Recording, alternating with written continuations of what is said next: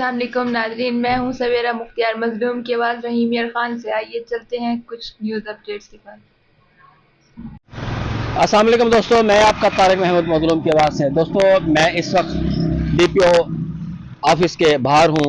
मेरे साथ एक बच्चा खड़ा हुआ है जिसका नाम मोहम्मद अली है। ये मंशियात फरोशी के मकरू धंधे में मुलव्वस था और अब इसने तौबा तैब हो गया है और डीपीओ साहब को इसने अपना एक बयान हल्फी भी जमा करवाया है और इसमें महल्ले अहलियान महल्लेदार भी शामिल थे जिन्होंने इस बात की तायद की है कि ये मंशियात फरोशी से तौबा तैब हो गया है।